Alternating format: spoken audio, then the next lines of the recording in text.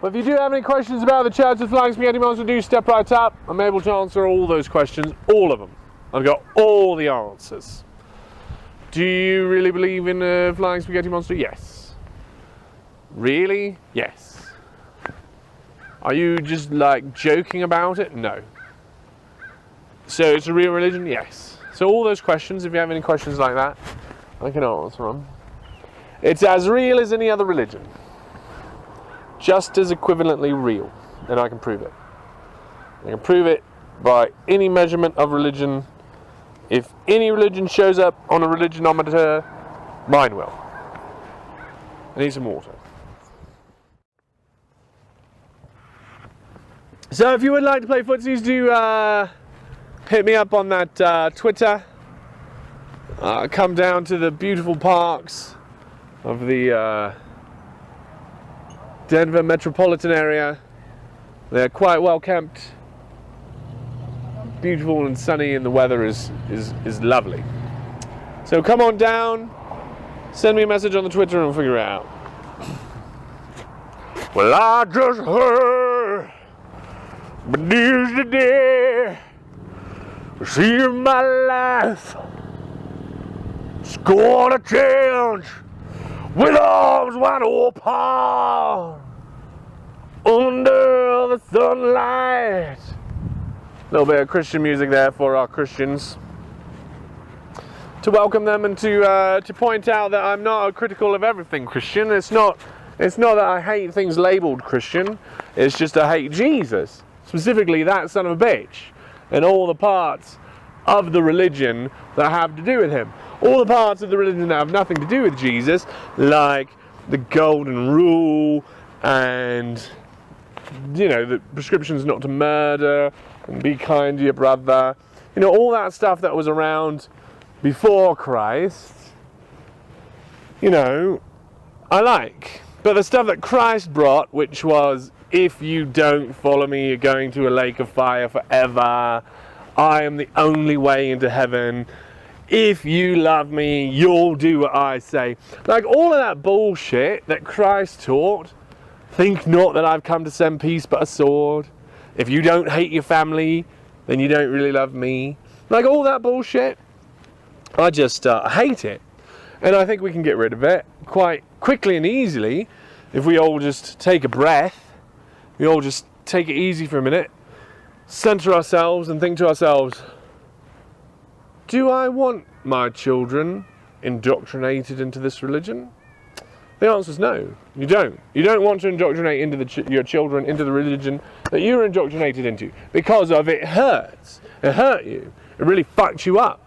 If you're a Christian right now and you have felt those Christian guilt feelings and you have followed the Christian model of life and you've been trying to answer, what would Jesus do if he were in my place, then what you've done is you've given your life away to an imaginary person and you've wasted it. It's a waste.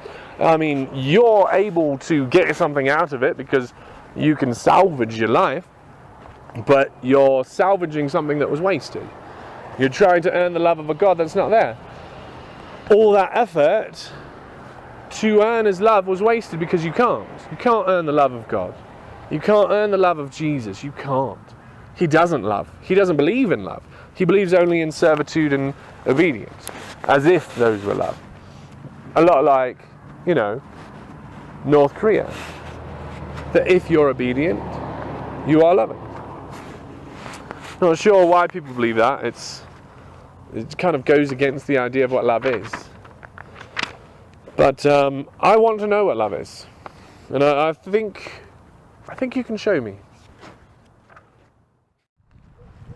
Let's talk about the two-party system and how that's a lie in the question. The question has a lie. If the question is who are you going to vote for, this party or the other one, then that's the lie right there, or the other one right there. And it's not a huge lie, but it does control. It does control the thought. It denies the third party, or the fourth, or the fifth. The two-party system focuses on the two sides. And if we only focus on two sides, then we as society are like a pendulum. swinging back and forth. And that's very good. That's very good.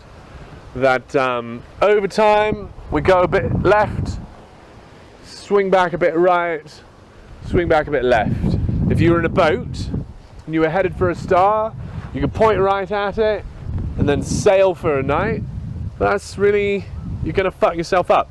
The better way to do it is every half an hour, you just kind of swing it back wherever you were, just swing it back to where you want to be headed, and then swing it back and swing it back and swing it back every half hour. Course corrections, little course corrections. You don't have to get it perfect first try, because every half hour you're getting it again.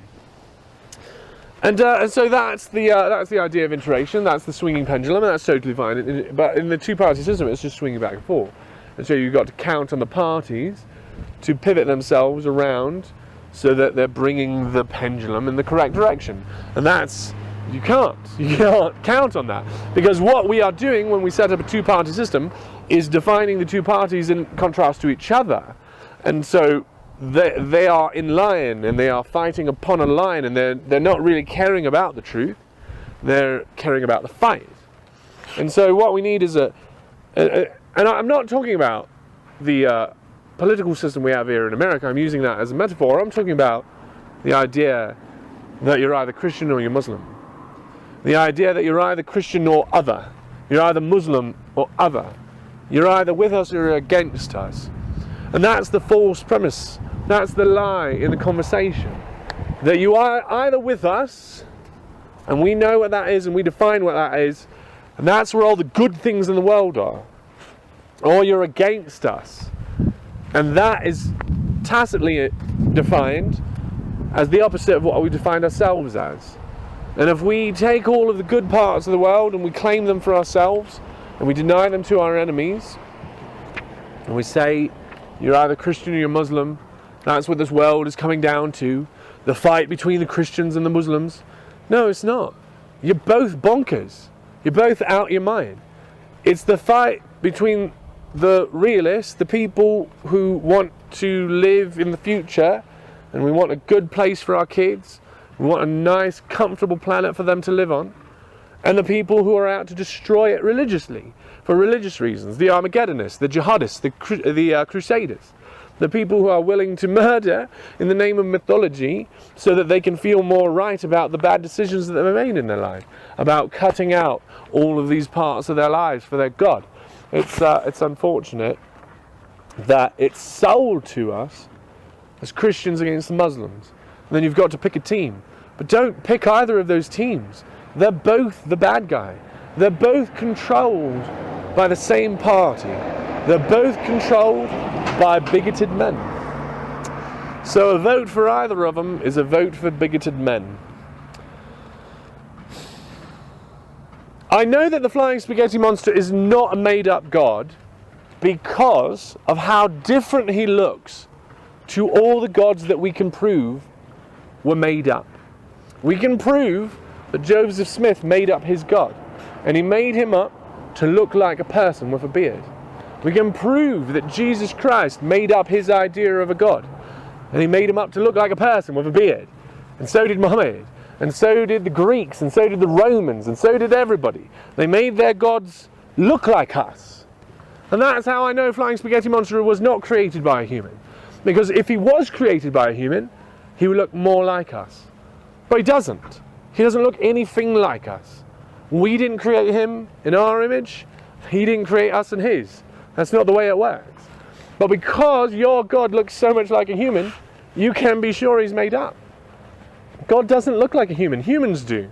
God's not human. He's a God. It's crazy. What do you think of that? No? No good?